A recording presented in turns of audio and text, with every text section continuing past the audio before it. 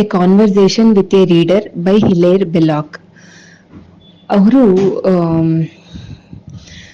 ಒಂದು ರೀಡರ್ ಜೊತೆ ಅವರ ಕಾನ್ವರ್ಸೇಷನ್ ನ ಅಪ್ರಿಶಿಯೇಟ್ ಮಾಡಿ ಈ ಎಸ್ಸೆನ ಬರ್ದಿದ್ದಾರೆ.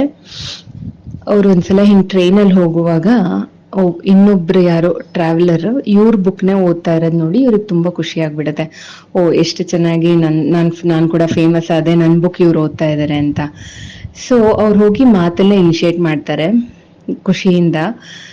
ಆದ್ರೆ ಆ ಓದ್ತಾ ಇರೋರು ಯಾವ ಬುಕ್ ಓದ್ತಿದ್ರ ಆತರ ಎಲ್ಲ ಹೇಳಿದಾಗ ಇದು ಒಂದು ಬುಲ್ಶಿಟ್, ಇದು ತುಂಬಾ ತುಂಬಾ ಕೆಟ್ಟದಾಗಿರೋ ಬುಕ್, ಇದ್ರಲ್ಲಿ ಏನೂ ಇಲ್ಲ ಆ ತರ ಹೇಳಿದಾಗ ಇವ್ರಿಗೆ ತುಂಬಾ ಬೇಜಾರಾಗೋಗುತ್ತೆ. ಅಯ್ಯೋ ನನ್ ಬುಕ್ ಚೆನ್ನಾಗಿಲ್ಲ ಅಂತ ಹೇಳ್ತಾ ಇದಾರೆ ಅಂತ ಹೇಳಿ. ಇದು ನಾನು ತಗೊಂಡಿರೋ ದುಡ್ಡಿಗೆ ನಾನು ಹಾಕ್ತಿರೋ ಟೈಮ್ಗೆ ವೇಸ್ಟ್ ಅಂತ ಹೇಳ್ತಾರೆ ಅವರು. ಆಗ ಹಿಲೇರ್ ಬೆಲಾಕ್ಗೆ ಅನ್ಸುತ್ತೆ, ನಾವು ಈ ತರ ಆಗಿದ್ದು, ಇವ್ರನ್ನ ಮೀಟ್ ಮಾಡಿದ್ದು ಒಳ್ಳೇದೇ ಆಯ್ತು.